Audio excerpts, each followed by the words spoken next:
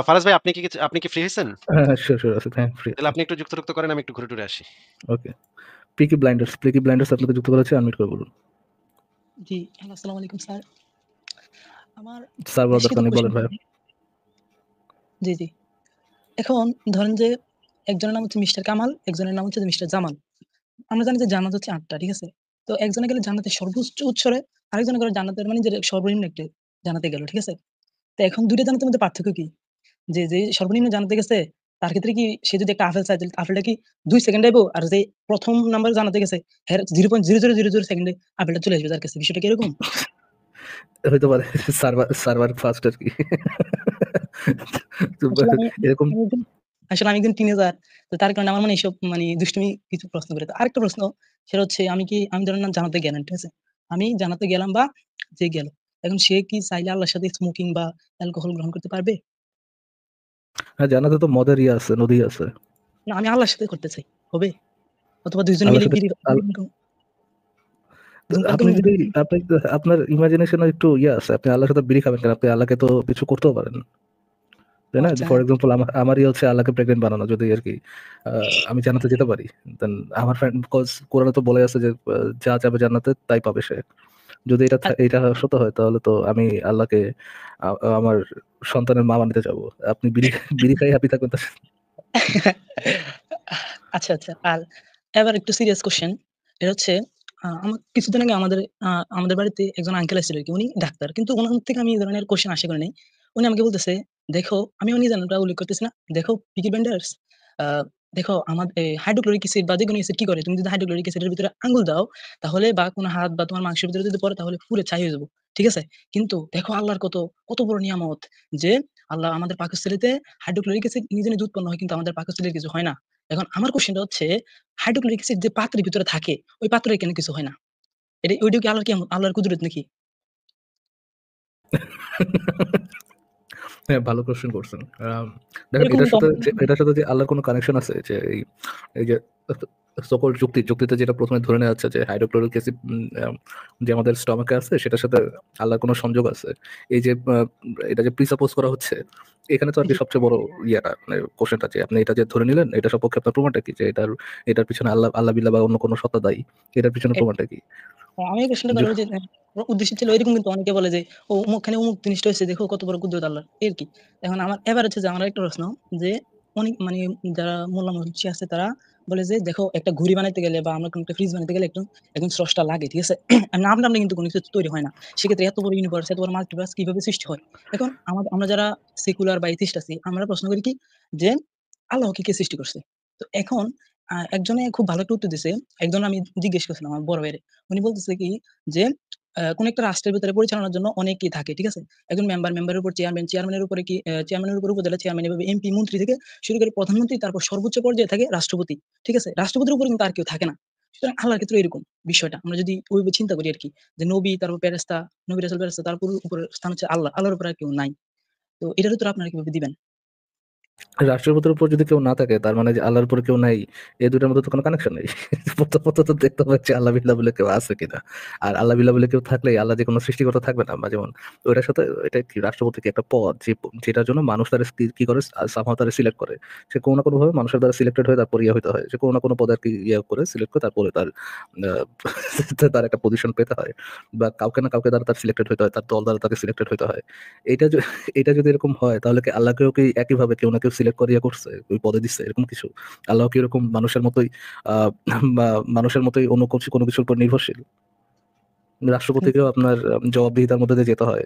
এখন এখন আল্লাহ কি কারো কাছে জবাবদিহিতা করতে বাধ্য? অবশ্যই না। তাহলে তো ভাই উদাহরণ মিলতেছে না। যে ২ টা উদাহরণ মিলানোর চেষ্টা করতেছে সেই ২ টার উদাহরণ তো মিলতেছে না। হ্যাঁ, তাও তো কথা ঠিক। তো আমি ক্লাস 6 এর একটা বই থেকে একটা গল্প পড়ছিলাম। এই ২০২৪ সালের বই। যে কলম্বাস নামে একজন কলম্বাসকে তো আমরা চিনি। তো উনি একবার কোন একটা সমুদ্রতীরে গেছিল। তারপর কি হয়েছে উনার জাহাজটা নষ্ট হয়ে গেছে। তো উনি একটা দ্বীপের ভিতরে আশ্রয় নিছে। ওই দ্বীপের আদিবাসীরা কি করতো? যারা অন্যরা আছে বা কোন বাইরে থেকে যদি কেউ আসতো তাহলে তাদেরকে খাবার পানি বা যেকোনোভাবে সাহায্য করতো। তো উনিও কি করছে উনার যে জাহাজের ক্রু মেম্বাররা ছিল সকলকে নিয়ে ওই আদিবাসীদের সাথে সাহায্য দিছে আরকি। যেভাবে আমাদের জাহাজ নষ্ট হয়ে গেছে আমাদের অন্য একটা জাহাজ সাহায্য করার জন্য আসতে অনেকদিন সময় লাগবে। সময় বা এরকম। আপনারা আমাদেরকে কিছু হেল্প করেন, কিছুদিন আপনাদের কাছে থাকবো। তো আদিবাসীরা বলতেছে যে, "আচ্ছা ঠিক আছে থাকেন।" তো ২-৩ মাস দেওয়ার পরে আদিবাসীদের অবস্থাই খারাপ হয়ে গেছে। মানে একটু দুর্ভিক্ষ টাইপের দেখা দিছে। তো উনি আদিবাসী তারা বলতেছে যে, "না তোমাদেরকে আমি আর দিতে পারব না।" তো কলম্বাস একটা বুদ্ধি করছে। উনি তো আবার একটু জ্ঞানী ছিল।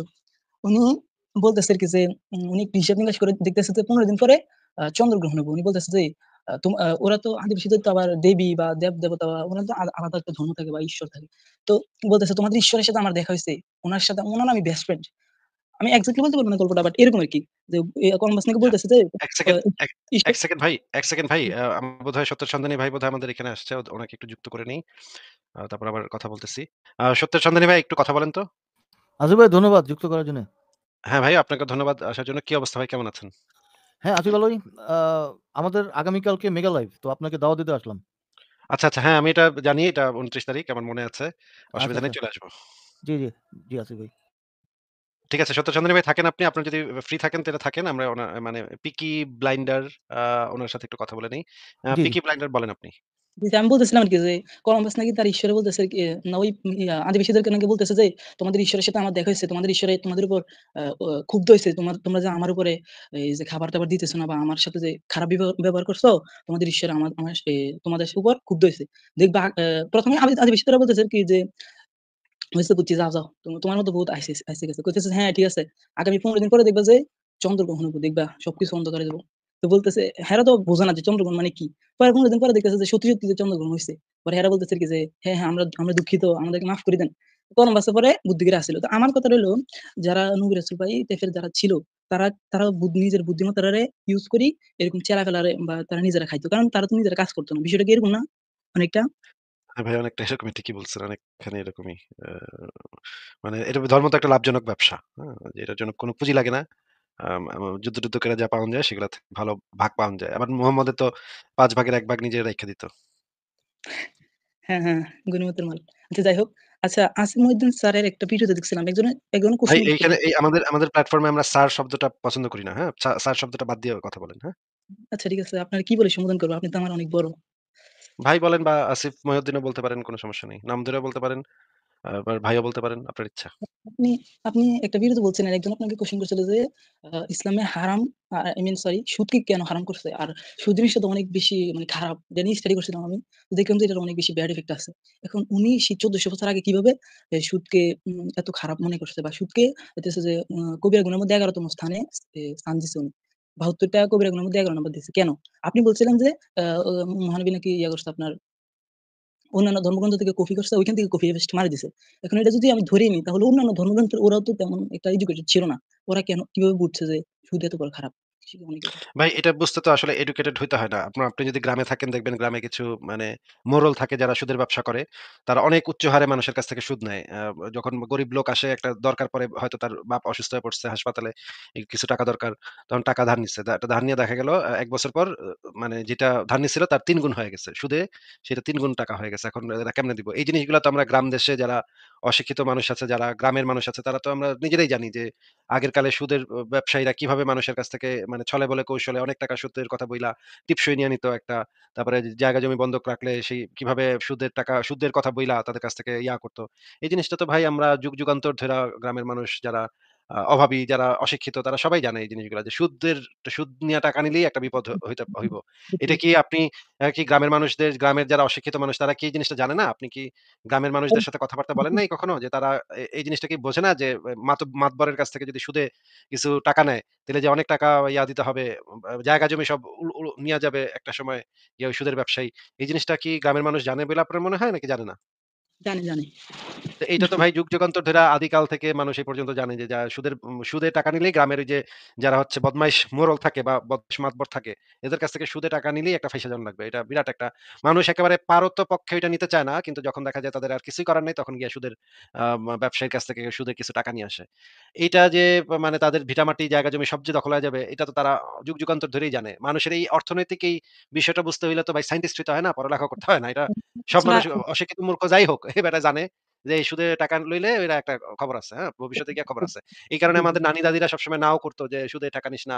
সুদে দেখা যাইতো যে সুদের জন্য যাইতেছে। ছেলে যাইতেছে সুদে টাকা আনবো, টাকা ধার আনবো। তখন নানি-দাদিরা গিয়া বলত, "না আনিস না, সুদে টাকা আনিস না, অনেক সমস্যা হইব।"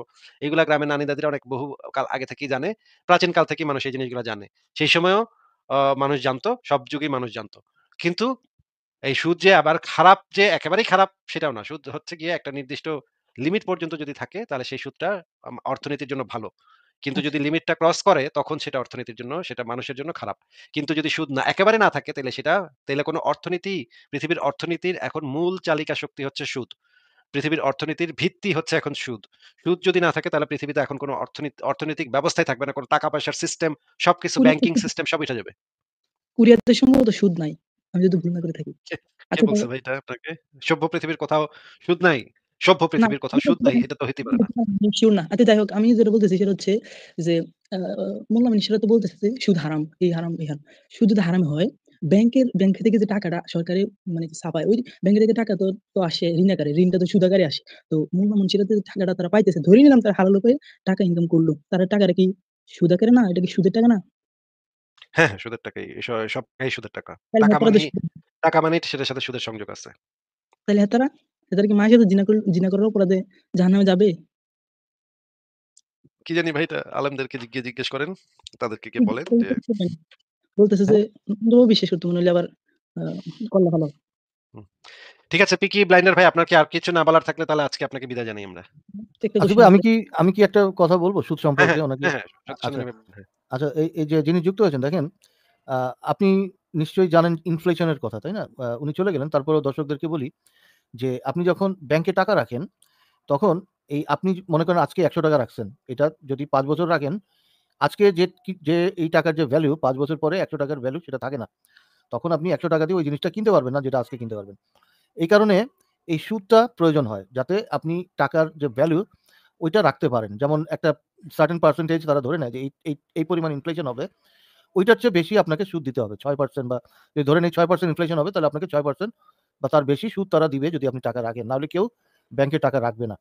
তো এই কারণে সুদটা জরুরি হয়। কিন্তু কেউ যদি আ ১০০% ২০০% সুদ নেয় তখন সেটা হয় একটা জুলুম। বাট নরমাল পার্সেন্টেজ এই সুদটা প্রয়োজন ইকোনমিকে আ চাকা ঘুরানোর জন্য। ইকোনমি যাতে চালু থাকে।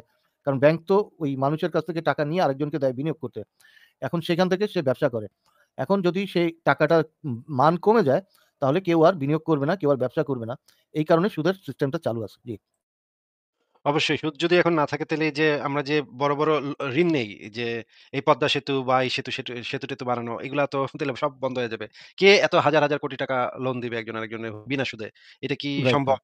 তাহলে ইন্ডাস্ট্রি গড়ে উঠবে কিভাবে? এই যে Apple নামক কোম্পানিটা এখন পৃথিবীতে আছে। ওরা তো লোন নিয়ে এই কাজ করছে। পৃথিবীর সমস্ত বড় কোম্পানিগুলো তো এত বড় কোম্পানি তো আসলে ক্যাশ টাকা দিয়ে তারা মানে কোম্পানি তৈরি করবে। এটা তো চিন্তা কল্পনা করাটাই তো একটা অবাস্তব একটা কল্পনা হবে, তাই না? এত বড় কোম্পানি একটা গার্মেন্টস ফ্যাক্টরিও তো ক্যাশ টাকা দিয়া তো করা যায় না, না। গার্মেন্টস ফ্যাক্টরি বানাইতে গেলেও তো কিছু টাকা লোন নিয়া আরে ভাই বাড়ি করতে গেলেও তো লোন নিতে হবে। মানে কিস্তিতে ২০ বা আগামী ২০ বছরে আমি হাউস বিল্ডিং লোন বাংলাদেশে যে হাউস বিল্ডিং লোন নিচ্ছে সেটাও তো আপনার সুদের টাকা নিতে হবে। সুদের মানে কারবার করতে হবে। কেমনে করবেন আপনি সুদ ছাড়া? এটা অবাস্তব কথা। মানে ফারাজ ভাই কি এ বিষয়ে কিছু বলবেন? না, আপনারা তো ক্লিয়ার করে দিচ্ছেন আসিফ ভাই। ঠিক আছে তাহলে সত্যেন্দ্র ভাই ফারাজ ভাই আমি পরের জনকে যুক্ত করি দেখি আর কে আছে।